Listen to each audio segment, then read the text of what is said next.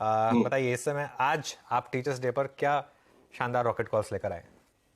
देखो, teachers day का सबसे बड़ा महत्व मेरे लिए जो है, मैंने अपनी जिंदगी में जो सीखा है कि सबसे महत्वपूर्ण गुरु है वक्त। और वक्त जो कराए उसके साथ ही चलना पड़ेगा। सोचना वक्त से पहले है, करना वक्त पे है।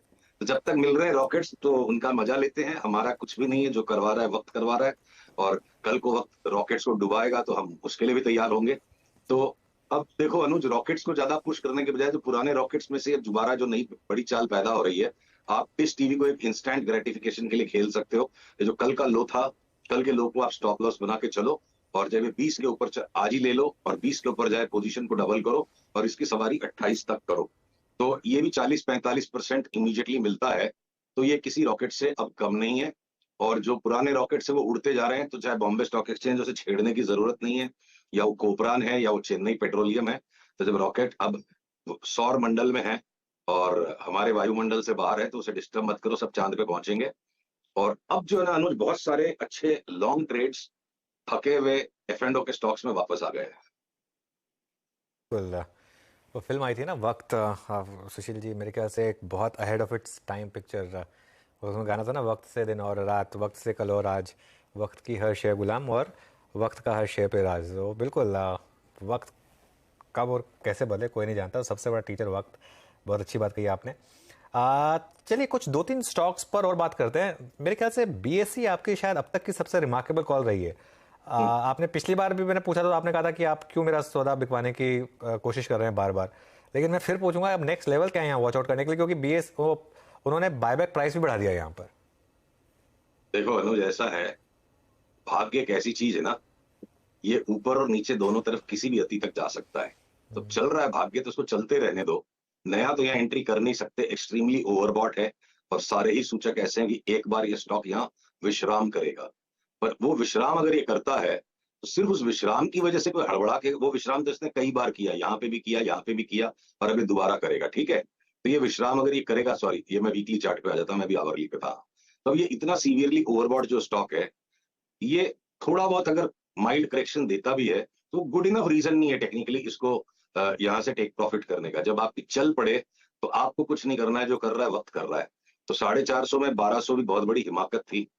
और हमने बीच में हिंट भी आपको दिया था कि 1200 आने पर हम 2100 का भी कॉल निकालेगा। 2100 का कॉल का मतलब ये नहीं कि मुझे भविष्य पता है, वो जो करेगा वक्त करेगा। पर 2100 की अब संभावना बनने लगी, 2100 का 2500 तक की भी। तो मैं इसमें 100-150 रुपए के मुनाफे को वापस चला जाए, उतनी बर्दाश्त रख करके वक्त को ये वक्त दूंगा कि वो मेरा वक्त बदल दे बीएससी में। 2500 तक की चाल आ सकती है और उसके लिए मैं 100 रुपए का नुकसान मुनाफे में से झेलने को तैयार हूँ। प्रेडिक्शन कुछ भी नहीं है, 2500 की संभावना बनती है और उसको खेलने के लिए 100-150 रुपए की बर्दाश्त रखनी है। ओके, चलिए BSc continue to hold Sushil ji के मुताबिक। और ईश्वर करे आपके इस स्टॉक को, आपके इस मोमेंटम को नजर ना लगे।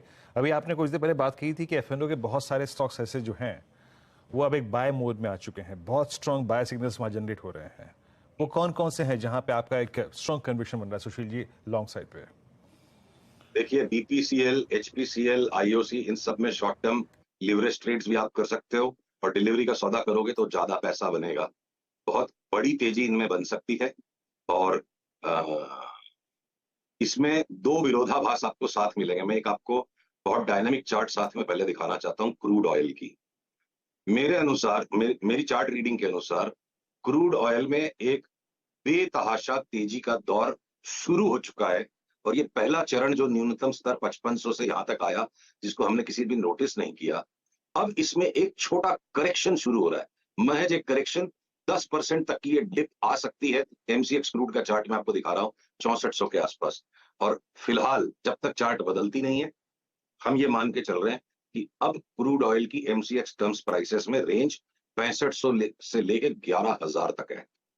तो देखिए, बीपीसीएल, एचपीसीएल के शेयर के प्राइस बढ़ते हैं जब क्रूड का प्राइस घटता है। और ये जब क्रूड का प्राइस इतना बढ़ गया, सारे नीचे आ गए। अब यहां से क्रूड में जब करेक्शन आएगा 10% का, बीपी एचपी 20-25% फटाफट बढ़ जाएंगे। पर उसके आगे भी बहुत बड़ी तेजी उन चार्ट्स पे लॉन्ग टर्म में लग रही है। तो ये पॉलिसी ड्रिवन स्टॉक्स हैं। क्या गवर्नमेंट की पॉलिसी का ऐसा चेंज आएगा कि जो रेगुलर थिंकिंग लोगों की है, क्रूड बढ़ेगा तो बीपीसीएल घट जाएगा, हो सकता नहीं घटे, और भी कोई ऐसा चेंज आ सकता है। तो एक जो क्रूड की इतनी बड़ी तेजी सामने मेरे को दिखती है अगले 8 से 10 महीने में, अफ्रीका की जियो पॉलिटिक्स को बहुत क्लोजली मॉनिटर करने की जरूरत है। ये यूक्रेन का थिएटर फैलेगा, ये सिमटेगा नहीं, और शायद तब जाके फंडामेंटल जस्टिफिकेशन मिलेगा क्रूड की चार्ट का। शुरू में तो कल्पना ही करनी पड़ेगी, कंफर्मेशन बाद में आएगा। तो क्रूड के इतने बड़े मूव पर बहुत सारे केमिकल्स के भी स्टॉक्स हैं जिनमें बहुत बड़ी तेजी बनेगी, क्योंकि इस क्रूड की तेजी का सबसे बड़ा खामियाजा भुगतना पड़ेगा यूरोप को। यूरोप इस एनर्जी क्राइसिस को हैंडल नहीं कर पाएगा, and by default Indian chemical manufacturers की डिमांड बहुत बढ़ जाएगी। पर अभी फिलहाल के लिए हम एफ पे लौटते हैं। IOC, BPCL, HPCL, Chennai petro F में नहीं है, वो ब्लास्ट करते ही जा रहा है। मैं आता हूँ रिलायंस के स्टॉक पे। ये देखिए रिलायंस की चार्ट को, इसमें कोई अनहोनी तेजी बन जाए तो ये बिल्कुल आश्चर्य की बात नहीं होगी। रिलायंस में देखिए बाई का ट्रिगर आपसे बात करते करते आ गया। ये आवरली चार्ट पे आप देखो, ब्लू लाइन टूट गई है। तो रिलायंस को अब यहाँ से जो भी 8 रुपया, 10 रुपया, 15 रुपया, जिसकी जैसी पोजीशन साइज, स्टॉप लॉस लेके एक तेजी का जो ट्रेड बनता है कि इमीडिएट गोल है, आप रिलायंस को 2540 तक की तेजी के लिए खेलें। और ये 2540 को जहां क्रॉस कर गया, चाहे इसी राउंड में या अगर कोई ब्रॉड मार्केट करेक्शन आया और रिलायंस ने वापस एक आखिरी मौका 2400 का दिया तो दिया, वो नहीं आया और सीधा 2540 को क्रॉस कर गया, तो मुझे रिलायंस का भाव 2750 और इवेंचुअली 2950 होता लगता है। तो 2400 दोबारा लौटेगा या नहीं लौटेगा, 2950 तक की रिलायंस की चाल बनती है अगले 3 महीने में। तो ये हो गया रिलायंस। अब आपके हिंदुस्तान लीवर की शॉर्ट टर्म चार्ट में डबल बॉटम बन चुका है, 2950 की तेजी हमें वहां भी लगती है। आपके ब्रिटानिया और नेस्ले भी एक बार न्यू हाई पे जाएंगे, ऐसी चार्ट लगती है।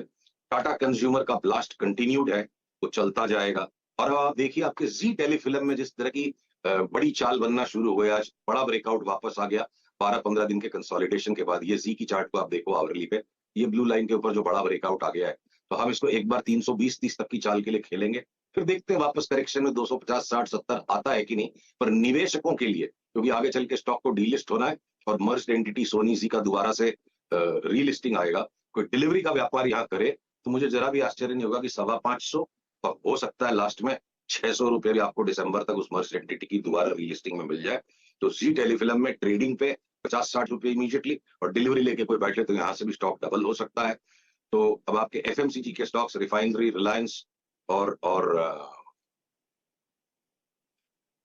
जी टेलीफिल्म्स, ये काफी है। इससे ज्यादा पोजीशन कैसे कोई ले पाएगा, 7-8 स्टॉक्स की पोजीशन बहुत होती है। तो ए ग्रुप के अंदर ये सिलेक्टिव स्टॉक्स में बड़ी तेजी है। चोलामंडलम में जो तेजी चल रही है वो चली रही है। बैंक्स के अंदर मुझे कोटक महिंद्रा बैंक की चार्ट के ऊपर थोड़ा सा असमंजस का पैटर्न है। ये जो अचानक से चेयरमैन के रेजिग्नेशन का अनाउंसमेंट आने पर, ये 2-3 दिन में जब डाइजेस्ट हो जाएगा, तो मुझे लगता है बस एक बैंक है जो कोटक महिंद्रा, जिसके अंदर में एक 400-500 रुपए तक की ऊपर की चाल आनी चाहिए। बैंक निफ्टी शायद अपने पुराने हाई को क्रॉस ना कर पाए, और निफ्टी पे कोई, इसको आप टारगेट शब्द ही गलत है, मेंटली हम ओपन है कि निफ्टी 2000, 20,200 तक भी चली जाए तो कोई आश्चर्य नहीं होगा। अभी सुशील जी के जो रीसेंट कमेंट्स थे